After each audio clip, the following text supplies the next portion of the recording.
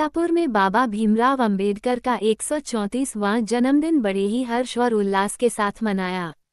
जिला सीतापुर तहसील मिश्रिख में तहसील चौराहा के पीछे डाक बंगले में बाबा भीमराव अंबेडकर का 134वां जन्मदिन बड़े ही हर्ष और उल्लास के साथ मनाया गया, जिसमें हजारों की संख्या में लोग आए और संविधान को बचाने की बात कही। लोगों ने ये भी कहा, बाबा साहब ने हमारे लिए बहुत कुछ किया है, उनका कर्ज हम कभी नहीं उतार सकते हैं। इसी बीच मौजूद लोगों से बातचीत हुई, उन्होंने बुद्ध जी के बारे में भी बताया। गौतम बुद्ध बहुत ही महान विचार वाले व्यक्ति थे। आज सारे लोगों को बुद्ध के मार्ग पर चलने की जरूरत है, ऐसा मौजूद कमलेश बौद्ध ने बताया।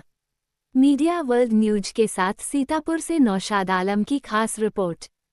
जो जागते हैं लेकिन वो मुर्दों से भी बदतर है, जो तुमको जगाए तो तुम्हारा मसीहा रहबर बन कर आए। इसलिए बाबा साहब ने बुद्ध का रास्ता लोगों को दिखाया कि बुद्ध के रास्ते पर चलोगे तो कामयाब रहोगे। और बाबा साहब ने ये भी कहा था कि शिक्षित बनो, संगठित बनो, उसके बाद ही तुम्हारा कल्याण होगा। हमारे समक्ष जो कुछ लोग आए हैं, इनसे आपकी बातचीत सुनाते हैं आखिर बाबा साहब के बारे में और बुद्ध जी के बारे में क्या विचार ये लोग रखते हैं। महोदय, पहले अपना नाम बताइए। मेरा नाम कमलेश कुमार भारती है। मैं 153 विधानसभा क्षेत्र मिश्रिख सुरक्षित से बहुजन समाज पार्टी का पूर्व में विधानसभा क्षेत्र का अध्यक्ष रहा हूं। और जो है आज बाबा साहब भीमराव अंबेडकर का 134वां जन्मदिन पूरे मिश्रिख में ही नहीं पूरे देश में, पूरे विश्व में मनाया जाता है। और बाबा साहब अंबेडकर का जन्मदिन इसलिए मनाया जाता है कि देश के अंदर हमेशा छुआछूती, भेदभाव, आडंबर, अंधविश्वास और गुलामी की जंजीरों से देश कैद रहा, और जिसको बाबा साहब अंबेडकर ने अपने कलम से संविधान दे करके और अपने अपने चार बच्चों को शहीद करके इस देश को आजाद कराने का काम किया है। और जाति व्यवस्था से निकाल करके और लोगों को बड़े बड़े पदों पर पहुंचाने का काम किया है बाबा साहब भीमराव अंबेडकर की देन। अच्छा, कुछ लोग जो है बाबा साहब के संविधान को मिटाने की चेष्टा कर रहे हैं, उसको गलत साबित कर रहे हैं।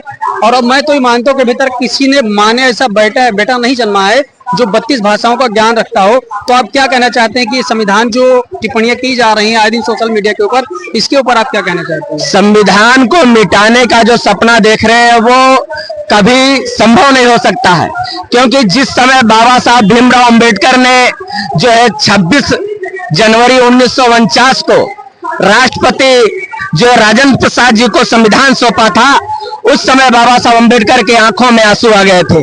और तब डॉक्टर साहब ने उनसे सवाल किया कि डॉक्टर साहब आपके आंखों से आंसू क्यों आ रहे हैं?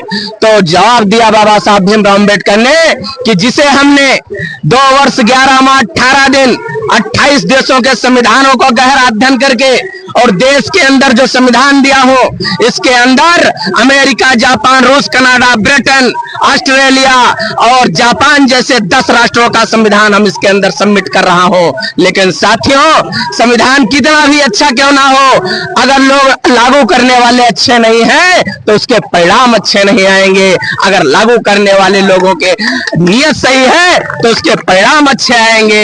इसलिए बाबा साहब अंबेडकर अपने लोगों से अपील किया था कि बहुत जल्द ही जल्द संविधान के रक्षक आप लोग हो जाएं और देश की सत्ता की कुर्सी पर आप आएंगे, उस दिन सही ढंग से संविधान लागू होगा। ये बात सच है। पहले राजा का बेटा ही राजा बनता था, अब प्रजा का बेटा भी राजा बन सकता है, क्योंकि बाबा साहब ने बोलने का, चलने का और जितना भी मामला ये हो रहा है वोट, ये सब बाबा साहब ने हम लोगों को दिया है और उनका ऋण कोई चुका नहीं सकता, उनके ऋण से कोई मुक्ति नहीं पा सकता। अच्छा, उस वक्त भी धर्म और जाति बहुत ज्यादा थी, लेकिन बाबा साहब ने बुद्ध का रास्ता ही क्यों चुना? बुद्ध का रास्ता इसलिए बाबा साहब अंबेडकर ने चुना क्योंकि सारे धर्मों को बाबा साहब ने अध्ययन किया था।